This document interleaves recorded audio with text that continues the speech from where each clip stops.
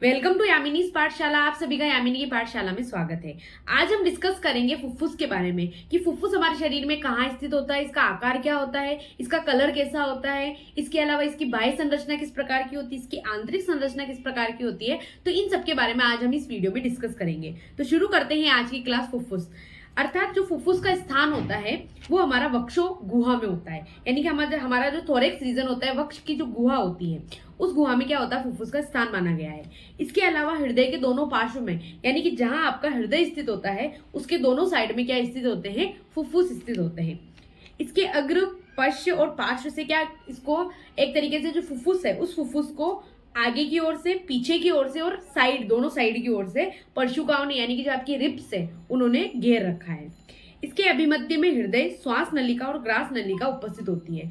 अर्थात इसके मध्य पार्ट में या फिर इसके अभिमध्य में, यानी कि सेंटर वाले पार्ट में क्या क्या स्थित होती है, श्वास नलिका स्थित होती है, हृदय स्थित होता है और आपकी ग्रास नलिका स्थित होती है। तो ये तो हो गया इसका स्थान।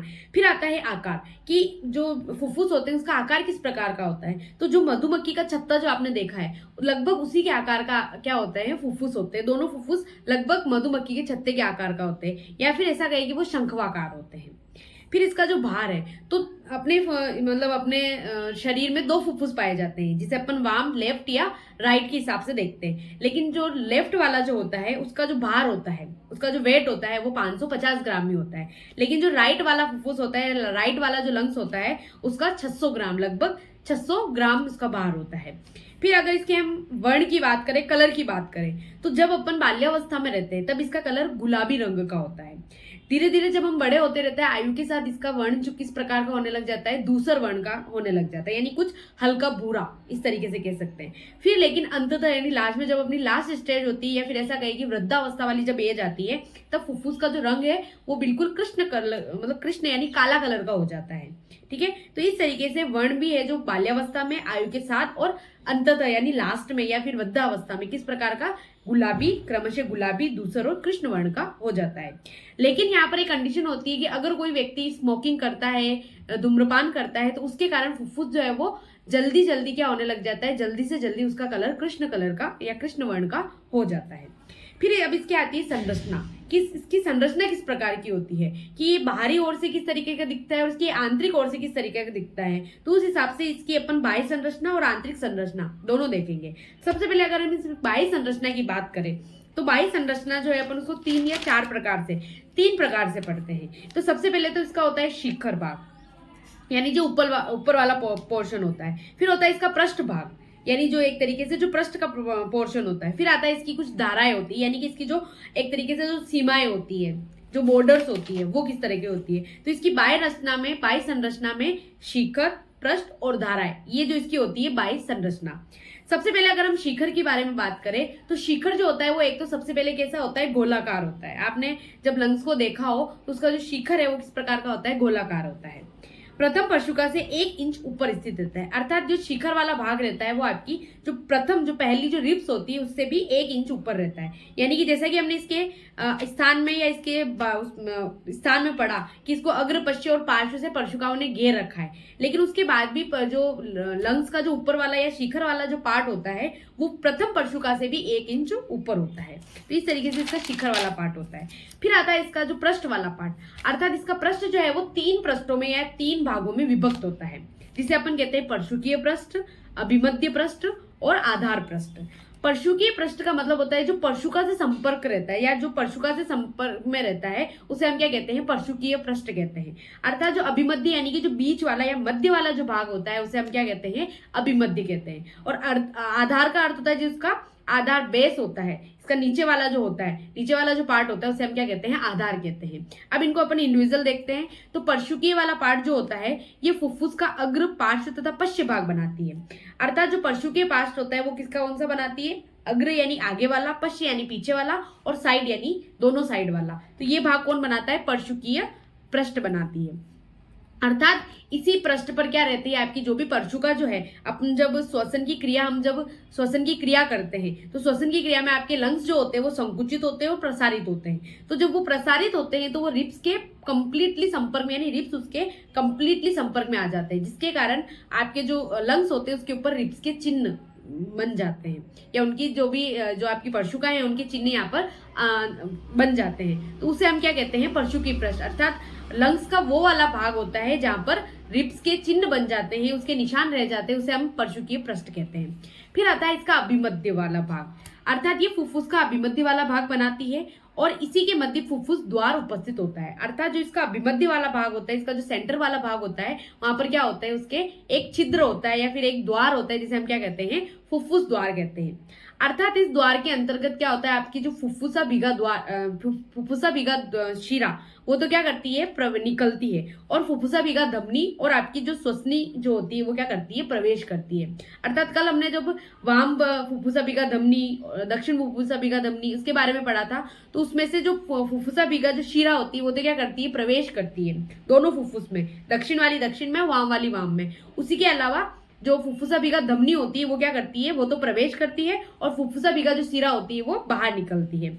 अर्थात जो श्वसनी है वो भी इसके अंदर प्रवेश करती है। तो इस तरीके से जो फुफ्फुस द्वार होता है वहां पर 3 प्रकार की रचनाएं जो होती है, जिसमें से 2 रचनाएं तो प्रवेश करती है और एक जो नलिका होती है वो एग्जिट करती है। उसके बाद आधार वाला पार्ट, अर्थात फुफ्फुस का सबसे अधो वाला भाग होता है, अर्थात ये अर्धचंद्राकार होता है, यानी कि आधे चांद की आकृति का होता है, जो महाप्राचीरा पेशी पर उपस्थित होता है। अर्थात आपकी जो महाप्राचीरा पेशी है वहां पर ये स्थित होता है या उसके संपर्क में रहता है। तो इस तरीके से जो फुफ्फुस का पृष्ठ वाला भाग है वो 3 भाग में डिवाइड है। फिर इसका आता है धाराएं। धाराएं का अर्थ होता है कि जो इसकी बॉर्डर्स होती है वो कितने प्रकार की होती है, तो इसकी 3 धारा होती है, अधोधारा, पश्चधारा और अग्रधारा।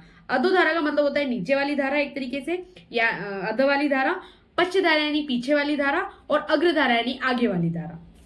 अर्थात जो परशुकीय अधोधारा जो होती है वो परशुकीय पृष्ठ और महाप्राचीरा पेशी के मध्य में जो धारा होती है, यानी महाप्राचीरा पेशी और परशुकीय पृष्ठ के जो मध्य की जो धारा होती है, हम क्या कहते हैं, उसे हम अधोधारा कहते हैं।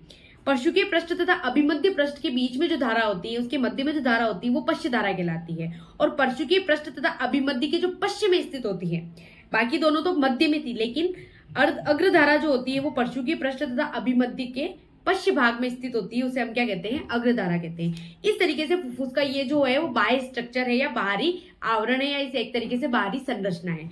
अब फुफ्फुस के आंतरिक संरचना किस प्रकार की होती है, तो जब हम दक्षिण फुफ्फुस को देखते हैं तो दक्षिण फुफ्फुस तिर्यक विदार से 3 खंडों में विभाजित हो जाता है। अर्थात जब हम राइट वाला जो लंग्स देखते हैं, राइट वाले लंग में क्या होता है कि इसको 3 भागों में, एक तरीके से इसमें 3 विदार होते हैं। अर्थात वो 3 विदार क्या करते हैं, इसको 3 पार्ट में डिवाइड करते हैं, जो क्रमशः ऊर्ध्व, मध्य और अध खंड बनाते हैं। अर्थात इसे अगर अपन नाम दे तो ऊर्ध्व खंड यानी सबसे ऊपर वाला पार्ट, मध्य खंड और नीचे वाला जिसे अध खंड कहते हैं। इसी प्रकार वाम फुफ्फुस में एक तिर्यक धारा होती है जो इसे 2 पार्ट में डिवाइड करती है। दक्षिण फुफ्फुस 3 पार्ट में डिवाइड होता है और जो वाम फुफ्फुस होता है वो 2 पार्ट में डिवाइड होता है। इस तरीके से ये अध और ऊर्ध्व 2 खंड बनाती है। प्रत्येक खंड उपखंडों में विभाजित हो जाता है। अर्थात जो प्रत्येक खंड जो बनता है आपका वो पुनः अपने अपने नए खंड बनाकर उपखंडों में विभाजित हो जाता है। अर्थात ये जो उपखंड होते हैं ये विभाजित होकर किसका निर्माण करते हैं, छोटे छोटे आलिंदों का निर्माण करते हैं। उपखंड भी वापस विभाजित हो जाएंगे और उनके छोटे छोटे आलिंदों का निर्माण करेंगे। श्वास नलिका दोनों फुफ्फुसों में प्रवेश करने के लिए दक्षिण एवं वाम श्वसनी में विभाजित हो जाती है। अर्थात जब श्वास नलिका जो होती है वो आपके फुफ्फुसों में प्रवेश करने के लिए, वो भी जब स्टार्टिंग से आ रही है तब तो एक सिंगल नलिका के रूप में आती है, लेकिन वो दोनों फुफ्फुसों में, वाम और दक्षिण फुफ्फुसों में प्रवेश करने के लिए वो दक्षिण श्वसनिका और वाम श्वसनिका में बट जाती है या विभाजित हो जाती है, जो फुफ्फुस द्वार से फुफ्फुस में प्रवेश करती है। हमने अभी पृष्ठ के बारे में पढ़ा था कि अभिमध्य पृष्ठ में श्वसनी प्रवेश करती है, तो वाम और दक्षिण जो होती है जो वो इस तरीके से फुफ्फुस द्वार में प्रवेश कर लेती है। दक्षिण तथा वाम श्वसनी प्रत्येक खंडों में प्रवेश करने के लिए प्राथमिक श्वसनिका में विभक्त हो जाती है। अब जब श्वसनी जो होती है दक्षिण और वाम श्वसनी दोनों फुफ्फुस में जब प्रवेश करती है तो वो क्या करती है, उसको अब खंडों में जाना होता है या खंडों में जाना होता है। तो खंडों में प्रवेश करने के लिए वो क्या करती है, पुनः अपनी प्राथमिक श्वसनिका का निर्माण करती है या फिर वो वापस से उसकी प्राथमिक श्वसनिकाएं निकल जाती है। एक तरीके से जो पेड़ होता है उस पेड़ में अलग अलग तरीके से टहनियां निकलती है। तो फुफ्फुस में भी जो श्वास नलिका होती है वो पहले तो दक्षिण, जैसे अगर अपन दक्षिण फुफ्फुस की बात करें तो दक्षिण फुफ्फुस में जो श्वास नलिका प्रवेश करती है वो खंडों में जाने के लिए क्या करती है, पुनः अपनी टहनियां निकालती है या अपनी शाखाएं निकालती है। उसे हम क्या कहते हैं, प्राथमिक श्वसनिकाएं कहते हैं। अब जो प्राथमिक श्वसनिकाएं होती है वो उपखंडों में प्रवेश करने के लिए द्वितीयक श्वसनिका के रूप में विभाजित हो जाती है। अर्थात जो प्राथमिक श्वसनिका होती है वो उपखंडों में प्रवेश करने के लिए द्वितीयक श्वसनिका में विभाजित हो जाती है और इस तरीके से वो और उसकी जो शाखाएं है वो फैल जाती है।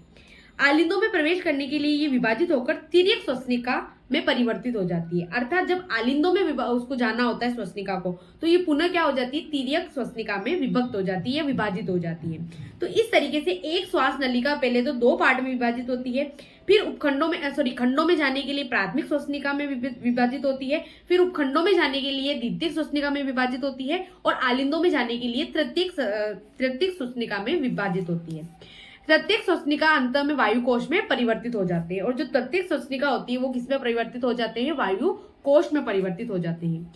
इसी प्रकार फुफ्फुस द्वार से प्रवेश करने वाली फुफ्फुसा बीघा धमनी कोशिकाओं में बदल जाती है तथा शीरा कोशिकाएं जुड़कर सूक्ष्म शिराओं में से अंत में फुफ्फुसा बीघा शिरा के रूप में फुफ्फुस द्वार से निकल जाती है। अर्थात वापस जब द्वार उसको निकलना होता है तो वापस वो क्या हो जाती है, आपस में जुड़कर वो फुफ्फुसा बीघा शिरा में जुड़कर वापस फुफ्फुस से बाहर निकल जाती है। तो इस तरीके से इसकी आंतरिक संरचना होती है कि किस तरीके से एक श्वास नलिका जब एक पार्ट में एक नलिका के रूप में वो प्रत्येक खंडों में विभाजित होते होते प्राथमिक, द्वितीयक और तृतीयक में विभाजित होकर फिर वायु कोश में विभाजित हो जाती है।